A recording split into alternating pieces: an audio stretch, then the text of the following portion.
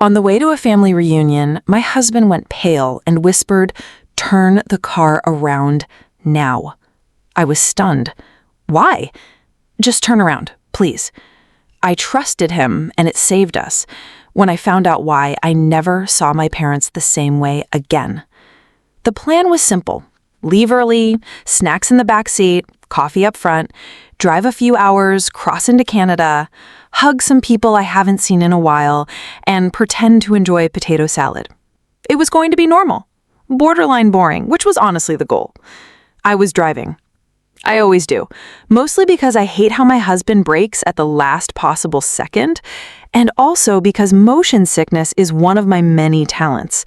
The kids were semi-conscious in the back seat, half watching a cartoon and half arguing over invisible lines drawn across the seat cushions.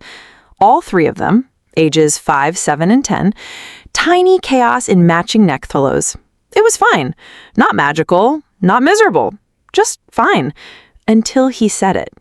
Turn around now. I didn't react at first. Or I did, but not in a real way. I laughed or smirked. One of those reflexes you do when you think someone's kidding but not funny enough to deserve a laugh. "Why?" I asked. He didn't answer right away, just stared straight ahead. Then said, "Please, just turn around." That's when I knew it wasn't a joke. My husband doesn't do panic. His default settings are calm, and occasionally tired. I have seen him get through a kitchen fire with less tension. So I took the exit, last one before the border. It curved off gently, like the road itself was offering me a second chance. The moment we left the highway, his body relaxed. Not all the way, just enough to make it obvious he'd been bracing for something. "Okay," I said. "Want to tell me what's going on now?" He shook his head. "Just drive." "Drive where?" "I don't know. Anywhere but there." The kids were starting to notice. "Are we going the wrong way?" my middle one asked. "We forgot something," I said automatically. "What?" "I'll tell you later," the youngest piped up. "Is it snacks?" I didn't answer. My husband didn't speak again for a long time. We drove in silence. 20 minutes, maybe more. Just miles of trees and guilt pressing on the back of my neck. Then he said, "Take the next turn off." It led to nowhere, a narrow access road with no sign and no real purpose. One of those places you only find when you're lost or about to be. I pulled off. He unbuckled his seatbelt. "Stay here." He got out and walked to the back of the car. I couldn't see anything from where I was, so I just sat there, waiting. My hands were sweating.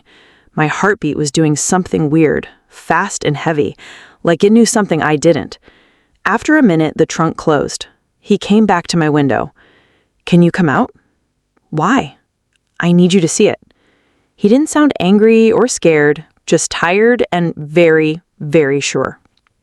I got out. He walked me to the back of the car and opened the trunk. Didn't say anything, just pointed. I looked, and then I forgot how to breathe. I wasn't scared. Not yet. Fear was still on its way. What I felt in that moment was something slower, heavier, like falling through the floor of my own life. I didn't touch it. I didn't need to. I just knew we were one wrong choice away from losing everything. The funny thing is, I actually thought I was the responsible one in the family. Not responsible in a pays their taxes and wears sunscreen way, though, yes, those two, but in the sense that I thought I could be the stable one, the one who didn't explode or vanish or lie for sport, the one who tried, the one who offered help when she could afford to, and boundaries when she couldn't. But looking back now, really looking, I can see that being the responsible one in my family was like being the designated driver at a demolition derby. They didn't want help. They wanted cover. And I gave it to them, for years. It started when I was a kid. My parents were the kind of people who believed that living well was a matter of image, not money. Image. if you look successful, if you seem generous, if your Christmas lights were straight and your fridge had 15 bazillion tribes of cheese, you're wearing life and love like a scuba diver wears oxygen tanks. 5 kinds of mustard. Then that meant you were doing okay. Didn't matter if the credit cards were maxed out or if the gas got shut off that one winter. We were doing okay. That was the script. Stick to it or get rewritten. We had years when things were tight.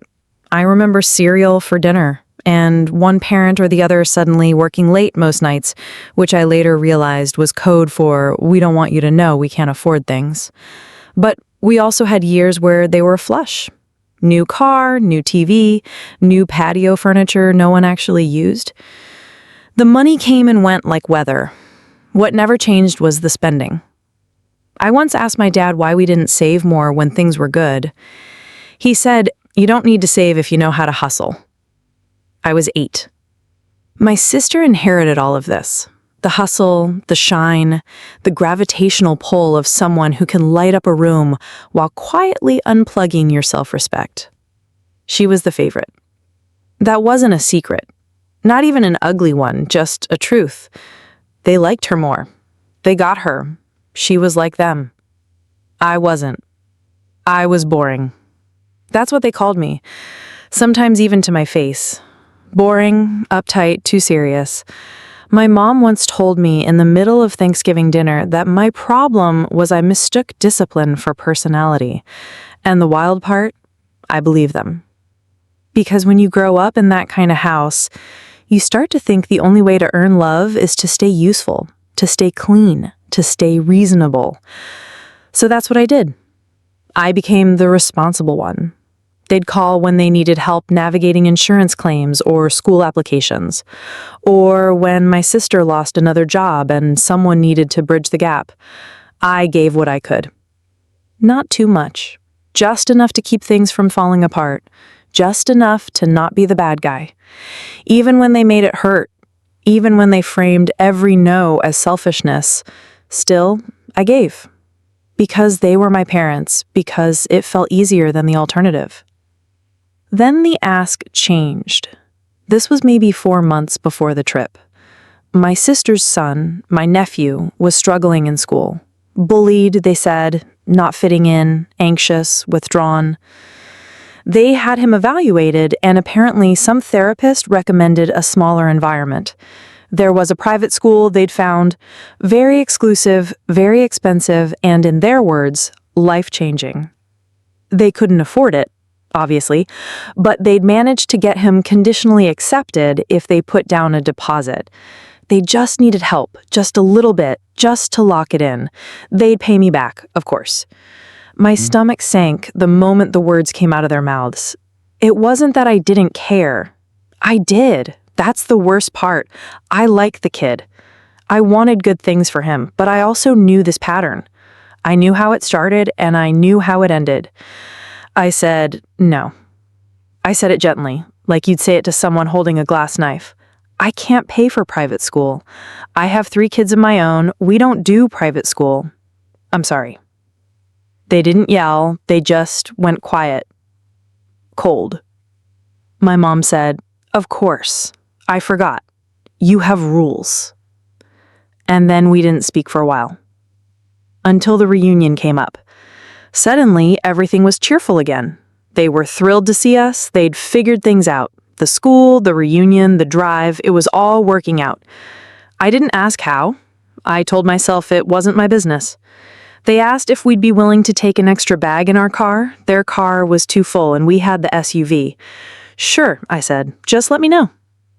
That was a few days before the trip. Then the morning we were leaving, as we were packing up, my dad handed me the red duffel.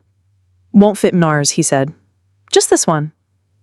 I took it without thinking, just tossed it in with our luggage and the kids' backpacks and a cooler full of juice boxes. Didn't even unzip it. Didn't wonder why they were so relaxed all of a sudden. Didn't stop to ask why the people who were struggling to pay for school, groceries, gas, and who guilt-tripped me for not helping were suddenly fine. They smiled as we backed out of the driveway, waved like they didn't have a care in the world. And I remember thinking just for a second, weird?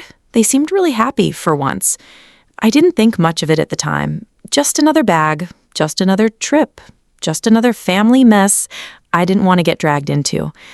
Maybe I should have asked more questions. Maybe I was too naive. He didn't sound angry or scared, just tired and very, very sure. "I need you to see it," he said. I got out. He led me to the back of the car and opened the trunk. Didn't speak, just unzipped the red duffel and folded back a sweatshirt. And that's when everything stopped. Inside, wedged in between clothes, stuffed into what looked like a child's toiletry bag, sealed in plastic, were packets. Not one, not hidden especially well, just there, under layers that wouldn't have fooled anyone doing their job for more than 5 seconds. I stared, not fully understanding, then fully understanding all at once. Not medicine, not vitamins, not anything with a purpose that didn't include handcuffs, lawyers, or headlines. I didn't speak. I couldn't. Every muscle in my chest locked. It felt like drowning in slow motion. He didn't say, "Look what they did." He didn't say, "This is what I thought." He just zipped the bag closed again and let the silence finish the sentence. I took a step back. The gravel crunched under my shoes like it was somewhere else, like it wasn't connected to anything real. "They put that in our car," I finally said. My voice was thin. "They put that in our car." He nodded. "With the kids," I added. Another nod. I looked up at the sky for some reason. It was still blue. It still looked like a good day. I hated that. It felt wrong, like the sky hadn't gotten the memo. "How did you know?" I asked. He didn't answer right away, just stared at the closed trunk like it might still be open underneath. "When they gave us the bag," he said eventually, "something in their eyes, the way they smiled, like it was already done, like they were sure it would work." He shrugged, then shook his head, like he was trying to knock the memory out. I couldn't stop thinking about it the whole drive. Then, just before the border, it hit me. He looked at me. I didn't know, but I knew. And that was worse somehow. That someone else had seen it. What I had trained myself not to see. I turned around and walked slowly back to the driver's seat, got in, closed the door, sat there for a minute, letting the heat soak through the windshield while my hand shook. Then I started the car and drove. The kids didn't ask this time. They were deep in some cartoon. They'd forgotten about Canada, about Auntie Karen and the cousins and the little toy bags I'd secretly packed for the reunion. We drove for a while. Highway, side roads, directionless. My phone started buzzing. First it was my mom, then my dad, then again, then again. I didn't answer. Neither did he. We already knew what they'd say. "Where are you? What happened? Are you okay? Where's the bag?" We didn't answer. Just kept driving. The screen lighting up every few minutes like a tiny alarm. Eventually, we turned off toward their house. It was almost automatic, like we were on rails. We didn't talk about it. We just both knew what had to happen. I pulled into their driveway and parked. The front porch light was still on from the night before, even though it was the middle of the afternoon. He got out first, walked around to the trunk. I followed. We didn't say anything. I reached for the mat, found the key, still in the same place it had always been, taped to the back of a fake rock my dad bought from a catalog that also sold deer whistles and solar-powered frogs. He opened the front door. We walked inside. The air smelled like old coffee and carpet cleaner. We placed the red duffel just inside the hallway. Didn't open it, didn't adjust it, just set it down like a quiet bomb that didn't need to go off to ruin everything. He turned the knob, locked it behind us. We got back in the car. Still no words. I think we both felt like speaking would contaminate something. Later that day, after we got home and the kids were asleep and the house was still, I answered the phone. It was my mother. Her voice was bright, fake, like this was a call about muffins. Oh, honey, we were so worried. We didn't know what happened. You just disappeared. I didn't say anything. Is everything okay? Still nothing. Where's the bag? I let that hang for a second. Then I said, we dropped it off at your house. A pause. If it was that important, I added, maybe you should have taken it yourself. Her voice didn't change, but I heard it. The catch, that flicker of recognition that told me she knew exactly what I meant, and that I knew exactly what she'd done. She didn't say anything. Neither did I. And then I said, we're not doing this. Don't call again. I hung up. That was it. No screaming, no final speech, just a line drawn and a door shut. And that should have been the end, but it wasn't. Not yet. They showed up on a Wednesday. No warning, no text, just the doorbell ringing like they were dropping off muffins instead of guilt. I knew it was them before I even checked. There's a kind of pressure that comes through a front door, like a bad smell or static in the air, especially when it's people who think they've done nothing wrong. I opened the door just enough to step outside and shut it firmly behind me. My parents were standing there like they hadn't just tried to blow up my life with a smile and a duffel bag. My mom gave me a tight, practiced grin, the kind that's supposed to look warm but doesn't reach the eyes. We wanted to check in, she said like we were in a group chat and I'd just missed a brunch invite. My dad added, we thought maybe we could clear the air. I said nothing, just crossed my arms and waited. My mom hesitated, then said, we didn't know how much you understood. There it was, the tell. They knew. I knew. They just didn't know how much I'd let myself believe. I tilted my head. You mean the bag? Neither of them answered, which was answer enough. You put it in our trunk, I said, with your grandchildren in the back seat. My mom swallowed. We didn't think it would be a big deal. It wasn't going to be anything, my dad said, trying to keep his voice even. Just something to help with the debt, that's all. We were desperate, my mom added. You wouldn't help. There it was again, the fallback excuse, the one-size-fits-all defense. You wouldn't help. Like this was just a response to my lack of generosity. Like their betrayal was a natural consequence of my boundaries. I didn't yell. I didn't cry. You didn't just betray me, I said. You risked our lives. Neither of them spoke. You risked your daughter, your son-in-law, your grandchildren. My dad shifted his weight. My mom blinked like she was trying to cry but couldn't quite summon the tears. We're done, I said. Don't call. Don't come here. You don't get to see the kids. This is over. She opened her mouth. I could already hear it forming, the classic, you're being dramatic, or maybe you'll cool off. Instead, she just said, you'll come around. You always do. I turned, walked back inside, and locked the door behind me. And for the first time in a long time, I didn't wonder if she was right. 3 days later, I showed up at the school to pick up the kids. They weren't there. My stomach dropped so fast I couldn't speak. I just looked at the teacher like she told me my house was on fire. Oh, they were already picked up, she said, like it was the most normal thing in the world. Your parents said you'd asked them to. I don't remember driving. I remember being in the car, and I remember the sound of the engine, but I don't remember anything in between. They were at my parents' house. Of course they were. Inside, it looked like a birthday party had detonated. Toys, candy, balloons, a whole Lego set that cost more than my grocery budget for the week. The kids were glowing, sugar high, clutching new things and laughing like this was Disneyland. My parents were acting like this was all fine. My mom was slicing cake, my dad was on the floor building something that beeped. It was surreal, like walking into a parallel universe. Universe where they were the kind of grandparents who cared more about giving than taking. Only they weren't. And this wasn't love. This was strategy, emotional bribery, weaponized affection. They'd never spoiled the kids before. Not like this. Not ever. But suddenly, after we cut them off, suddenly there's Santa Claus with a debit card. I stood there for a second trying to remember what it felt like to give someone the benefit of the doubt. I couldn't. We're leaving, I said. The kids whined. But why? Grandma said. We're leaving now. They didn't understand. Of course they didn't. How could they? They were being told yes by people who'd spent their lives saying no.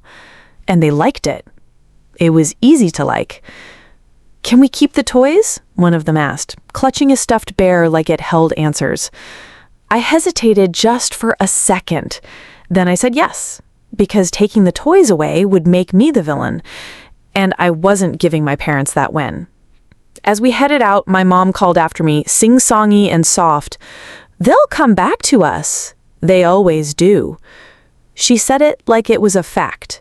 She said it like a promise. She said it like she still thought she could win. That night, I didn't wait for some magical sign or emotional breakdown. I just sat down on the bed, looked at my husband, and said, "We have to leave." He didn't ask why. He didn't need to. I don't want them near the kids. Not at school, not at the grocery store, not down the block pretending to be harmless. He nodded slowly, like he'd already been halfway to the same place. "You mentioned North Carolina before," I said. "Your company has an office there. Your parents live there. I wasn't ready then. I am now." He nodded again. "The transfer is still on the table." "Good," I said. "Let's take it." No drama, no hesitation, just the quiet decision to burn the bridge and never look back. I didn't need revenge. I needed distance and a clean start somewhere they couldn't reach us. Fast forward a few months later, we were in North Carolina. The mountains were beautiful, the air smelled like pine and fresh starts. The kids were in new schools. His parents, warm, grounded, drama-free, lived 20 minutes away and actually wanted to help. We didn't tell anyone where we went. We blocked numbers, disappeared, and not in the dramatic storming off to find yourself kind of way, in the we deserve peace kind of way. One day, my phone rang from an unknown number. I let it go to voicemail. Later I listened. A cousin, one I barely spoke to. "Hey, your mom says she doesn't know where you are. She's really upset. Said you just cut off contact. I don't know what's going on, but family matters." I deleted the message, didn't call back, didn't explain. Because by then, the only thing I cared about was this. We were safe. We were free. We didn't disappear. We escaped. It was about 6 months later. New state, new school, new routines. I'd almost gotten used to not checking my phone with dread. The quiet wasn't comfortable yet, but it was no longer terrifying, just still. And then I got an email from my sister. Subject line, "Emergency, please read." I stared at it for a while. I thought about deleting it unread. I thought about marking it as spam.